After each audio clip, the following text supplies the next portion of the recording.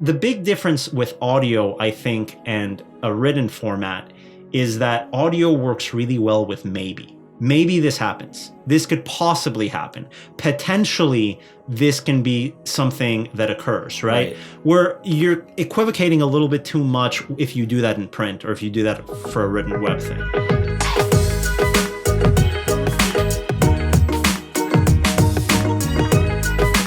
Today, I'm talking to Daniel Loria. He is the SVP of Content Strategy and the Editorial Director at Boxoffice Media.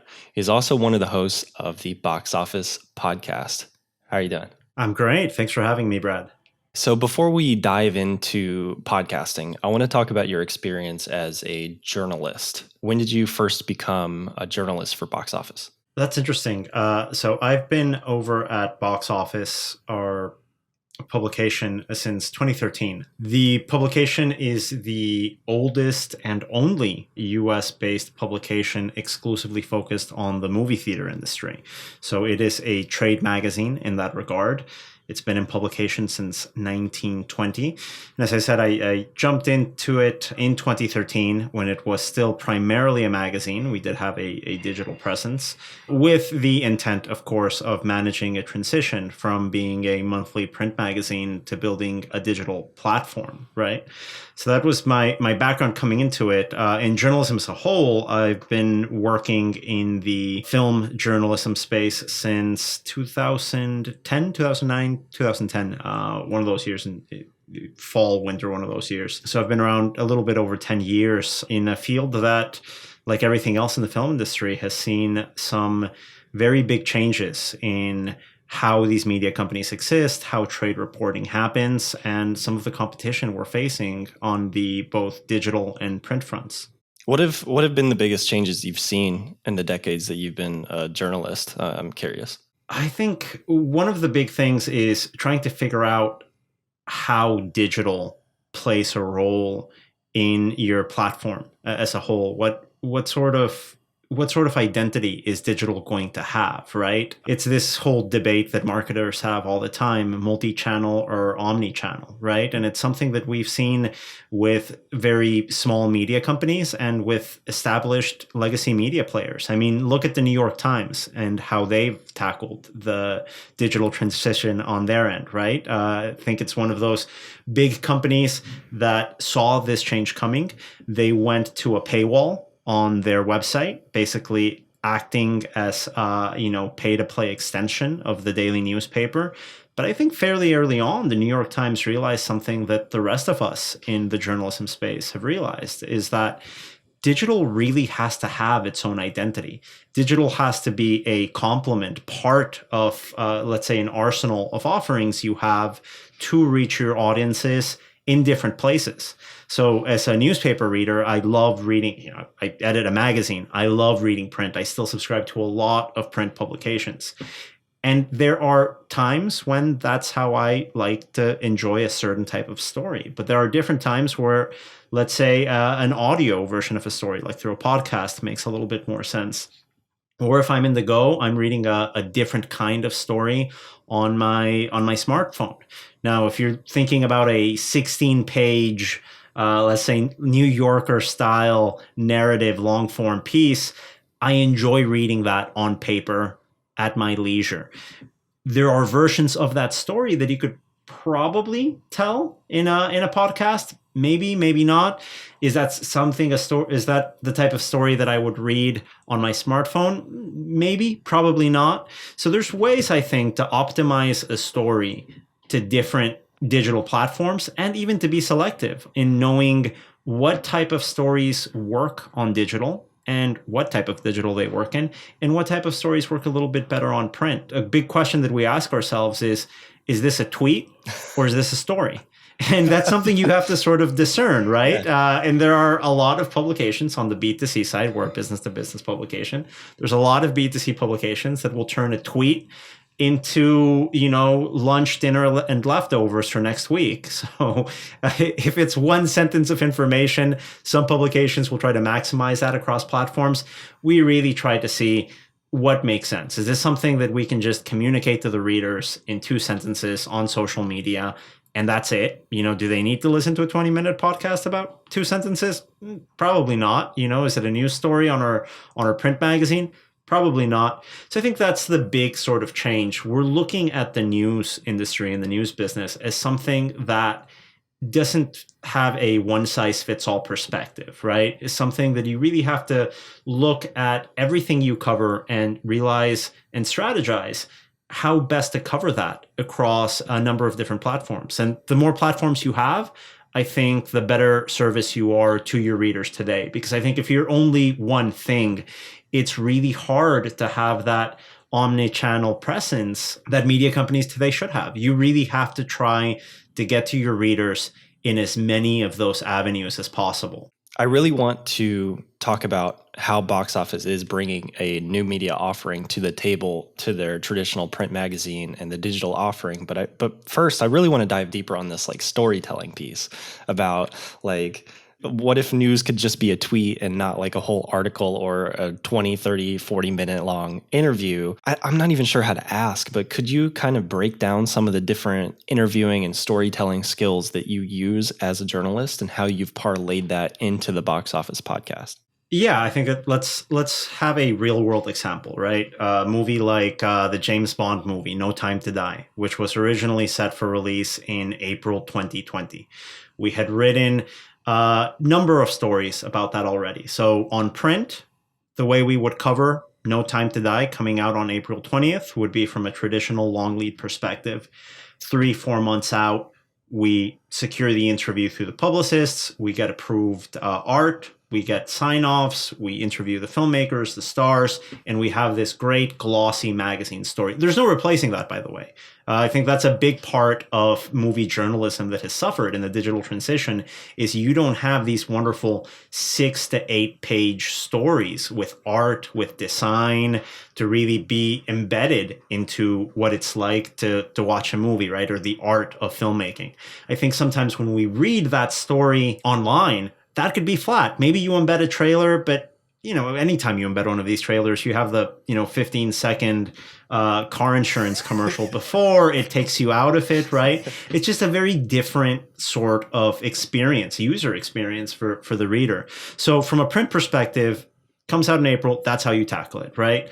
From a digital perspective, well, that same interview, you can copy paste it, but it's really not going to be as effective as you would with the whole print experience.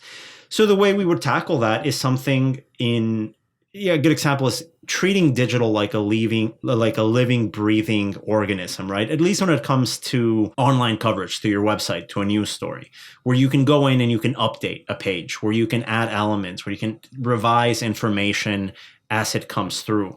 So with that, we would do a box office forecast, maybe 3 weeks before, and update that box office forecast saying, hey, a new trailer came out. These are the YouTube download numbers of that trailer. We're measuring social sentiment on social listening apps through Twitter and Instagram. This is what we're hearing from people reacting to this. These are the pre-sale numbers of tickets sold in advance for this movie. The digital coverage then on our website becomes a living, breathing organism where we're going into detail, but with a more, let's say, a breaking news or constantly updated perspective, where you're sustaining the conversation as opposed to just a one-off, more artistic sensibility as you would have in telling a narrative through an interview for print. Your social media strategy then is just on a very simple traffic leading basis, where I'm either going to promote that box office forecasting update on my website. So I'm going to put maybe, let's say, a video clip or an audio clip of coverage with a link that leads back to my website so I can capitalize on traffic. I think a lot of news outlets go that route because, of course, that's what you're looking for, right? You're looking for the traffic. We do things a little bit differently, where I think we benefit from just the engagement on social media onto itself. If you're interested in the story, you know where to find it if you're one of our readers. But something that I hate would say, with a No Time to Die example, the James Bond example, a little bit of coverage there would be tickets are now on sale. I don't think that's a magazine story. No. I don't think that's something that you have to click on a link to find out, oh, I can buy tickets for a James Bond movie. Okay, awesome. I think that's a tweet, honestly, or I think that's an Instagram graphic, and that's it. You communicate effectively and efficiently. So I might not get the traffic, but I get the engagement. And I know that my reader is going to seek me out when they just want something that they can become informed by, rather than click on something and see the interstitial ad and then the image takeover. I think that's just a very myopic way of looking at media when you just try to redivert everything to a click on your website. There's advantages to it. That's fine. I get it. But there's, I think, some examples like in this one where you can take the same content and news around the same content and optimize that on a platform specific level.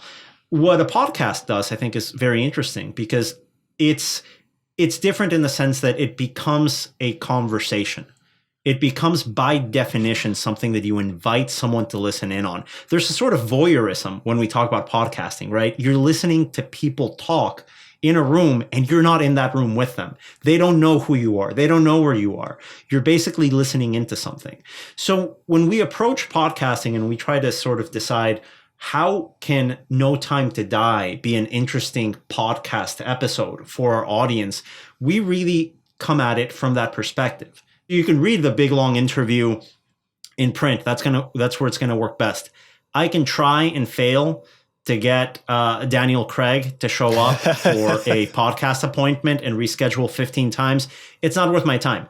It may be worth someone like Joe Rogan's time. Great. If you've got that behemoth of a media presence, great, go for it. I get it. We don't need to do that with the sort of publication we're at. We get Daniel Craig on his own time through a different way in our media presence. It's much more important for me to get that exact same interview for print than it is for audio for its own reasons.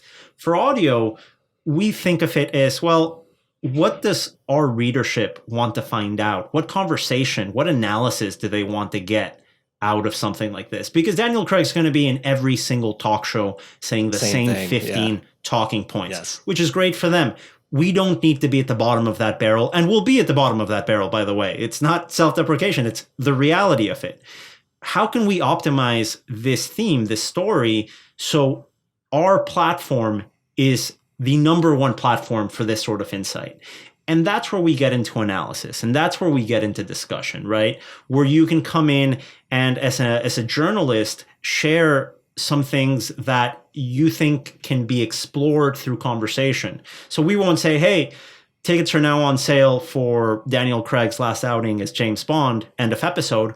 We'll go into it and we'll say, hey, this is the performance of previous James Bond movies. These are the concerns I have for a title like this. The big difference with audio, I think, and a written format is that audio works really well with maybe. Maybe this happens. This could possibly happen. Potentially, this can be something that occurs, right? Where you're equivocating a little bit too much if you do that in print or if you do that for a written web thing. And I think too, just like saying it too, people can hear and understand in like your inflections that like, we don't know exactly. This could happen. We're just making conversation and discussion. But yeah. I like that. And I think that's why other formats on the audio level make sense. Like, let's say, for example, talk radio for sports. For years, for decades, talk radio, AM talk radio in the sports journalism industry was huge. It still is huge. But as you well know, Bradley, right now podcasts have emerged as a very real contender to AM talk radio. Because you're democratizing that process, right? The barrier of entry is much lower. So anyone that puts in the work on finding out what their listeners want, what sort of analysis, what sort of conversation they want to listen in on, can bring that up and can bring that in. You wouldn't be able to have a lot of those talk radio or sports podcast conversations or discussions in a lot of other formats. So we look at it, we take a lot of inspiration from that. What's a discussion? What's a conversation? What can we explore? What has enough nuance for us to use audio as its own platform and as its own tool to draw in an audience? So, essentially, I know a lot of folks listening in, they might be interested in, hey, I want to talk more about movies. I want to talk more about any topic. It's all about the guest. And yes, the guest is really important. But sometimes if you're a media organization, I think optimizing where that A-list guest goes in your media arsenal makes a lot of sense. And our podcast is something we absolutely love. We put a lot of importance on, but we know sometimes that, that Daniel Craig interview probably won't be as effective or work as well in our offering to our readers if we go, it's a web only piece or just a print only piece, or in this case, an audio only interview. Like you said, Box Office has been around for a century and you guys are really dialed into your audience and readership and listenership, and like the Daniel Craig interview would be cool. Like, who wouldn't love that? But it isn't really targeted to your audience of primarily theater owners, right? Yeah. And I think that's so important. And that's an advantage I think that we had, Bradley, looking at starting our own podcast, which we tried before. We tried doing our own podcast, I think in 2010, 2011. And It was 3 people sitting around and talking about movies, which is great, but you can find that anywhere. Right. Really, you can find that anywhere. And unfortunately, I think a lot of film journalism is devolving into that. 3 dudes talking about the next Christopher Nolan movie. I don't find that too interesting. You have to have this great personality for that to be unique, to be able to cut through all of the competition in the audio space to find an audience in that. We came into it with the advantage of having 100 years of an audience built in. We know who our audience is. We see them in conventions. We cover them in press conferences. We're very dialed into that. So we didn't have to build an audience, which is something extremely intimidating, I think, for a lot of folks starting a podcast. How do I build something? How do I build an identity? Do I build the identity through my personality, through the guests I get, through the discussions we have? We knew coming into this what our audience was looking at through different platforms. We know, for example, that our audience is a professional audience that listens to us in their work commute. So we knew that a video podcast, it can be interesting. We can definitely get segments of our very, segmented readership. But if most of the folks that listen to us are listening to us on their way to work, on their way back, or when they're walking their dog, the video podcast is interesting when we have, like, say, a Daniel Craig, or let's say an A-list celebrity, when I think it merits more of an interaction. But if the folks listening to me are listening to me for more of a news-oriented perspective as part of their workday in either getting prepared or winding down, that's very different, right? So yeah, in one of those advantages in going with a podcast, I think we definitely benefited from knowing our audience and knowing what they wanted from and the stories they wanted from when it came to audio. I want to take a step back where you mentioned starting a show in 2010. Because I didn't know that about you guys. Because you guys started in 2020 in the middle of the pandemic as a way to engage the readers that weren't really reading because there wasn't any news at the time. But I'm curious, like, why did it take a decade for you guys to really catch your stride in the podcast sector? I think first and foremost, the easy pitfall, I think, for anyone going into podcasting is looking at someone or a podcast that is successful and saying, I can be a version of that for this niche. And I think you're always in the back foot if you go towards that perspective, right? If we thought of things like, I don't know, I want to be the Dax Shepard of B2B movie theater news. I don't know how you get there. I don't know how you do that. And I think it's very easy to emulate things that exist and try to adapt those things that exist and that are successful, thinking that an audience can follow. I find that to be very difficult. It's like the Daniel Craig interview perspective. Even if you get it, and our conversation does get these interviews, we just decide to optimize them differently. If we got them for the podcast, I don't think we'd get a much wider audience. I think we'd get maybe a boost, maybe let's say a 25% listener boost, which is great. Guess what happens next week in our next episode? We talk about movie theater, stock prices and mergers and acquisitions, and we lose that. And we lose that person. We lose that listenership. So it's not something that with our base listeners, we even would be able to sustain for this wider range of people. So I think in previous iterations of podcast strategy that our publication tried, it started from a host and guest perspective, which is a very good strategy for a lot of folks. We took it from a reader perspective, from an audience perspective. And in 2020, a lot of business industries were devastated. Movie theaters were one of them. And it was a little bit of a balance there as you're producing this this podcast of ours, where we either had no news or a lot of news and a lot of rumors and a lot of hearsay. And one of the things we really wanted to bring in to the podcast and discussing and talking with Nuance was the same sort of journalism integrity that we bring to our reporting. We're not going to report a rumor. And if it's a rumor, we may bring it up on a podcast, but with that caveat and very clearly designated as such as, hey, this is floating out there. It's not confirmed. We can't go by it. And these are some reasons why we can believe it. These are some reasons why we can't. We realized there in 2020 that our segments of audiences were looking for a dependable way to be caught up on news in 30 minutes.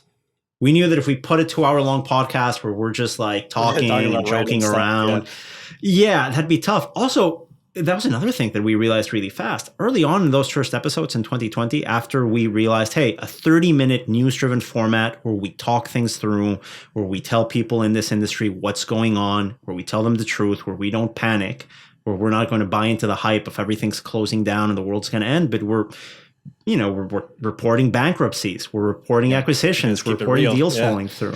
Yeah, we're keeping it real, doing that in 30 minutes or less, just so your average executive, your average reader in the movie theater industry can stay informed in a 30-minute time block per week. We found great value in that. And I think that's how we were able to get that base audience that knew us from print and from web to go to audio and take that adventure with us and stick with us, over the weeks. I think that was just such an integral part. The biggest mistake we made, actually, the biggest learning lesson, is we didn't want it to be too doom and gloom. So getting that tone and balance as you're reporting during a pandemic on business closures, understanding that, cinemas were basically closed from March 2020. The first number in earnest probably opened in late August 2020. We launched the first week of the pandemic. I think we launched like March 8th, 2020, and movie theaters went closed on March 11th, 2020. So we were able to ride that news wave in updating folks. That tone was the trickiest part. Yeah. Not be too somber. We started joking around at 3, 4, 5 episodes in. We started to loosen up. That helped us. But we heard pretty quickly from our audience, hey guys, my theater's been closed for 2 months. My theater's been closed for 3 months. Maybe don't laugh as much. Maybe don't joke around as much when you talk about some of these things. That was really helpful. So the trickiest part in that of launching in the pandemic was finding the right tone of being real, being straight up with our listeners, not being too doom and gloom, but also not wanting to be in a situation where we seemed glib about what was happening, because this is something that affected our listeners directly. I think you guys do a great job of it. Like you're, as of recording this, you guys are 84 episodes in. I've been doing it over a year, so that's great. So what would you say has been the biggest podcast achievement in the past year producing the show?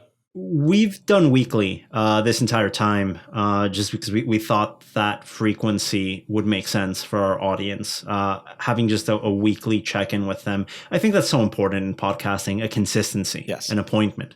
You don't have to listen every day it comes out. We come out on Thursdays, for example. You don't have to listen every Thursday morning, but it's good to know that you can expect a fresh podcast episode every Thursday, and you can get to it over the weekend. You can get to it on Tuesday. You can catch up later. But that consistency, I think, was so important to achieve and to maintain.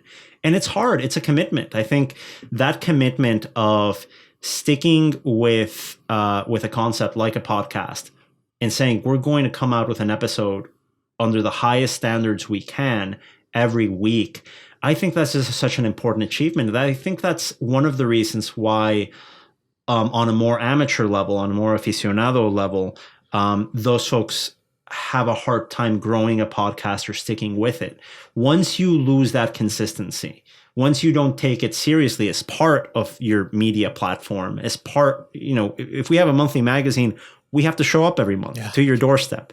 The second we don't, it doesn't look right. It doesn't mean you have to read us every month, but you have to show up. It's like we were talking about the Times. If the Times doesn't put out a paper one day, you don't get a break for that, And there's ways, of course, we don't work every week. There's ways you can optimize that, meaning you're going to take 2 weeks off. You know what? Record 2 episodes in advance. And before you go on vacation, record a quick 10, 15-minute version to go up and do it that way. So I think the consistency, maintaining that consistency, being honest with it.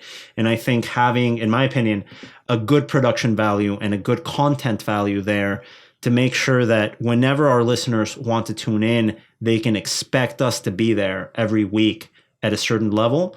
I think that's very difficult to achieve. And I think that's one of our best achievements. And related to that, recently we had our first, for the movie theater industry, the first big global convention in 2 years, actually, now that in-person events are slowly coming back. And together with you, Bradley, and the Record Edit podcast team, we put out a daily version of our podcast.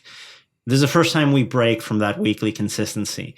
And I was even upfront with our advertisers. I was like, listen, we've never done this before. We've never done daily. We have great weekly numbers. Looking at how the weekly numbers come in with those download numbers, I don't know if I can promise you're going to have the same number of downloads on daily episodes, at least for the first week. So I was very upfront. I didn't know what to expect. But we were able to benefit from a live event that was happening, and B, that consistency that we brought to weeklies, prepare and bring that consistency to a daily episode. So let our listeners know, hey, this is something special. We don't do a daily every week or every month. We do a daily when it's worth it, and we're going to bring you, our usually produced episodes on a daily basis. It was a ton of work.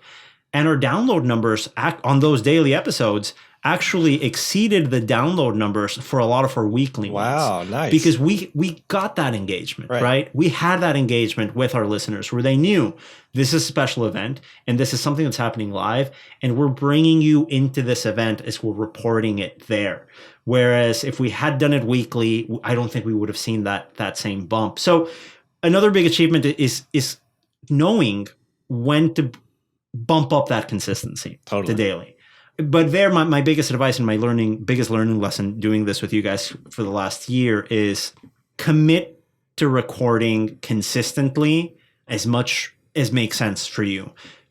Adding more, doing it more often from time to time is easier than doing it less often. So stepping back and scaling back, I think, is harder to recover from than the occasional, we're going to go weekly. We're going to go daily this week, right? I think if you lose that engagement, if you lose that contact with your audience, I really do think that's a really difficult thing to recover from. And that's why we bring in that same deadline seriousness to a weekly podcast than we do, say, a monthly magazine. I think that commitment to your audience needs to be there regardless. Well, it's interesting because you were talking about how the magazine doesn't stop showing up every month, and the podcast doesn't stop showing up every week.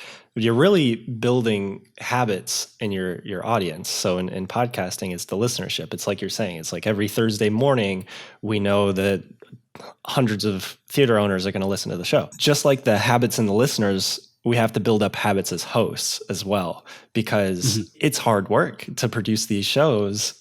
And you really have to have that commitment to yourself. And like you said, that kind of like responsibility to your audience as well. So I want to really break down from a reporting and storytelling perspective, what goes into producing a box office podcast episode. We had a lot of meetings about this coming into our first episode. How do we want to set things up? Are we going to have enough stories to share? I think we benefit from having podcasts as part of a media offering, as a media package. It's part of our overall platform, meaning that on a day-to-day level, we're reporting online. From a day-to-day level, we're doing breaking news on social media and doing write-ups on the web. We're working on long lead, not investigative, but more formal journalism pieces where you interview 7 people, you fact check what those 7 people say, you go through copy editing rounds. That was already part of our schedule. We were just adding an additional platform to that package, right? And we thought at first, well, there's always going to be content because we always have to feed the monster that is our website. We always have to keep that fresh. Right. So let's just find ways that we can optimize these stories to also be fresh on audio.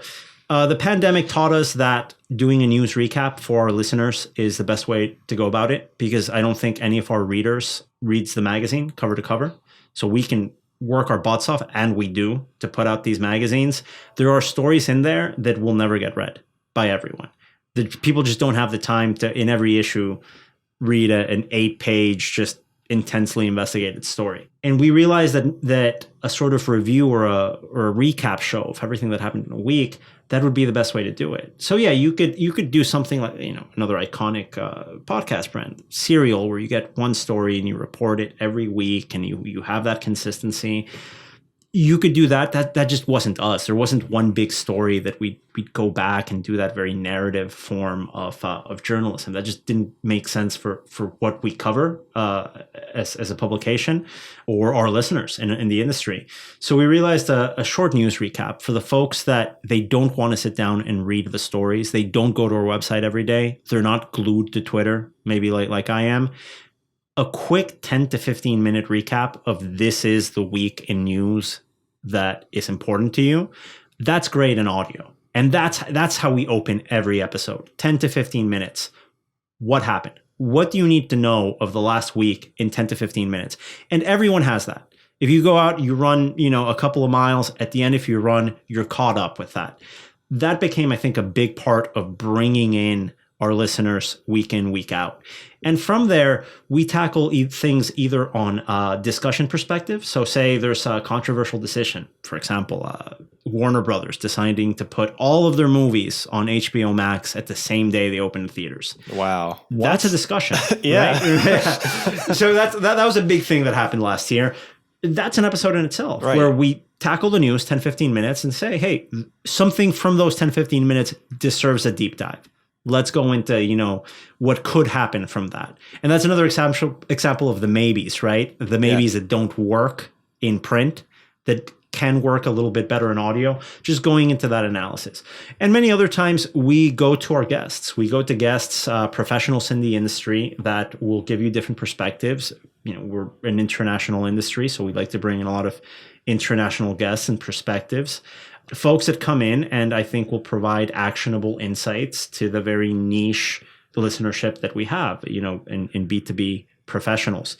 So that's really how we put things together. We look at the news 10, 15 minutes. We recap that quickly. If there's anything to do a deep dive on, we'll dedicate the second 10 to 15 minutes of the episode on that recap, or we'll go straight to, say, a 20-minute long interview with someone that we let them take center stage. This isn't, at that point, whenever we have a guest, it's about their insights and expertise, not about how funny we are or how smart we are. It's really just asking the right questions and shutting up. Sometimes the best insights you get come from the questions you ask rather than the points you make. Wow. Yeah. And I think that's been our number one approach when it comes to any interview, whether it's on the podcast or the website or anywhere, is not really wanting to sound smart or giving insights or giving our take on things. It's asking the right question that will get guests. Some of them are media trained, some of them are not, but presenting questions that will yield the best answers. And that's difficult. You only get there by doing this. You only get there by talking to people and by genuinely listening to them rather than waiting to say your next bit or waiting to say your next question. I think that's probably my number one advice for folks that didn't go into journalism school, that don't have all of this background behind it. Focus on the connections you make, and once you have a guest on there, focus on listening to them. Yeah. Asking the questions so the listener gets the perspective from them rather than your own. I love that. Let's take it back to the Box Office podcast just for a second. I want to talk about how you guys promote it. I'm curious to know how it feeds into the magazine and how the magazine feeds the podcast. So we record it, we edit it, put it up online, then what happens? Like any media organization, we have an email newsletter that is part of that arsenal, right? Where that's a news product in itself that we sell advertising on, that we just engage our readers on, that we try to make it really interesting. Since this is a digital product, we thought that that was the best route to take in promoting a digital product like a podcast. We have a very targeted magazine going to a very specific number of executives and influencers in this industry. But we've also tried to turn print into a lead generation for digital and not gotten it right. I don't think too many people have, to be honest. We've done that through QR codes. We've done that through special links and landing pages that we basically try to get that reader looking at something in print to go online. That's tough because you're basically asking someone that picked up a magazine for a reason to put down that magazine and then put up their phone or computer, when that wasn't what they were going to do anyway, right? So we realized that promoting something in the magazine, like a podcast, wasn't going to be the most effective one. We still run ads with QR codes. Really, that's minimal. We optimize our headlines. On episode, we do SEO, like we do our headlines on our website. So the same sort of SEO strategies and writing a good headline apply here, because that new listener that maybe they don't listen every week, but they will find a specific episode based on a keyword. Now, we're lucky that we're in an industry where we talk about a James Bond movie every couple of years. We talk about a Star Wars movie every couple of years. Don't be shy about using that in an episode description. Don't be shy about using that in an episode title. If you're going to talk about it, go for it. I think that's one of the big ways we promote it, just through a natural, SEO driven headlines in specific cases. And that email newsletter is huge because we have a concentrated following there that opens that newsletter 4 times a week. And to see a podcast being advertised there and to have basically a lead in to actually download and subscribe, I think is important. And it really helped the consciousness of what we were doing and to expand something like that. I think it would have been much tougher if we didn't have a newsletter to launch a podcast, if we didn't have a website to launch a podcast. But yeah, I think just optimize the tools to reach your readers and listeners where they are already. If you're opening an email, it means you're interested in hearing from someone. If you have a link that is interesting for them, that can lead to the podcast, I think that's just a natural transition. That relationship simply isn't there when we talk about opening a magazine. Something you mentioned there on the advertising front. I've been having a lot more meetings with more and more publications, especially over the past year. And this seems to be a common piece that a lot of people are trying to figure out right now is how do you package the podcast, the newsletter, and the website into like one core offer? Because I've noticed on the Box Office podcast lately, you guys have been doing ads with like Dolby and Oreo, and I know that's extending to at least the website, if not the newsletter. So how does all that work? How do you guys package it up, and what would you recommend for other publications to do to really maximize their media offerings? That's such a tough equation to figure out. And we're still figuring that out. I think obviously where the podcast is right now is in a position where we can stop doing everything else and just do the podcast. But that's also kind of the point of having a podcast for us. A podcast was never intended to replace the magazine or replace the website or become this the Titanic behemoth.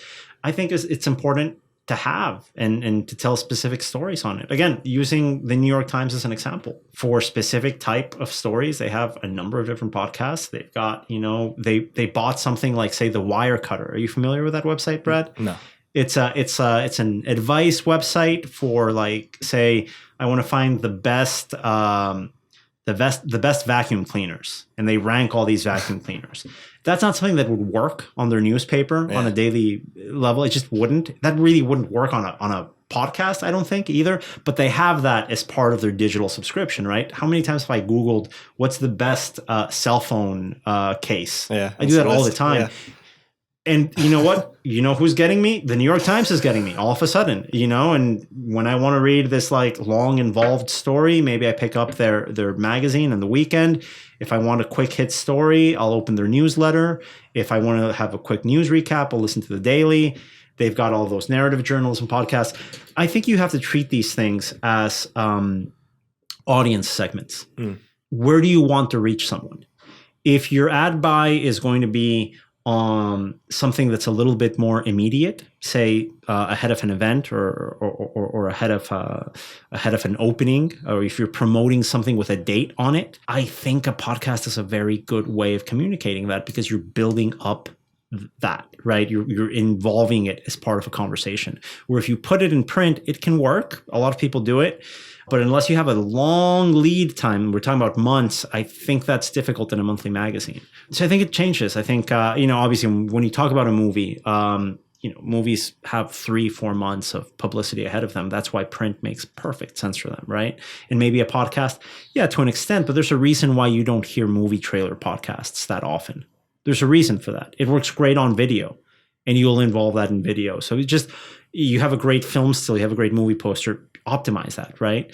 I think audio works very well when you compare it with other things that are associated with it. So yeah, I think the digital experience of reaching listeners on the go, I think is important. I don't have the data in front of me, but I don't think a lot of people turn on the Box Office podcast to sit back on a chair and listen to us for half an hour. I have a very strong feeling that isn't happening. We're not a radio show from 1947. I think people listen to us on the go. Right. I think people listen to us in a car, as they in the gym, as they're walking the dog. We're part of their routine, and they listen to us when they don't have the time to pick up a magazine and read it in an airplane. When they don't have the time to sit down in front of their desk and read our news story. So I think optimizing that ad presence to where these listeners are is important. You have to package that because people are in multiple places at the same time.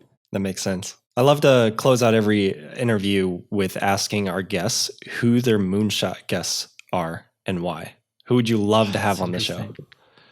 That's an interesting one. Our moonshot guest. Daniel Craig. Yeah, talk about that. No, it's interesting. Yeah, I don't think in our case, I don't think a movie star or a big like A-list director would work as well on the podcast as it would in print. It's just because for what print gives us, because we do have a magazine and lots of folks don't. We happen to have a magazine. What I can do with 12 pages in print, I think is a lot more impactful for the publicity team behind a movie, for our readers and our listeners, than just having, like I said, a 7-minute interview that you heard all of that on Jimmy Kimmel last week. You're really not going to get much of an unique experience from that. So the moonshot for us, I'm going to pivot from that question real fast. I don't think it's going to be as much of a guest as much as it's going to be being in a position where our podcast is an on-demand destination for many guests. It's an on-demand destination, not to promote something. And you know what? If you get a celebrity on there, guess what? They're not there because they're your friend. They're there because they're selling vitamin pills, or I don't know. They've got a movie, they've got a book, which is great. It's important. We play into this all the time. But no, I'd like this podcast to become a destination for insights. Totally. And that just is what we're trying to do here, right? Complement what we have in our media offerings. This podcast doesn't have to be an extension of our magazine. It doesn't have to be. We already have a magazine. It doesn't have to be an extension of the website, of social media. It can be its own thing. And leveraging the unique advantages of an audio format is, I think, crucial. And I think having that platform and becoming an on-demand platform for insights through a variety of topics and subjects for guests, I think that's crucial. And I think that's definitely what we work to get out of this podcast every week. Awesome. I love that. Well, thank you so much for your time today, Daniel. Where can people find you online and learn more about what you do? You can find our coverage at boxofficepro.com. We are on Twitter at Boxoffice, and you can find the Box Office podcast on any major podcast platform with new episodes coming out every Thursday. Awesome. Thank you. Thanks.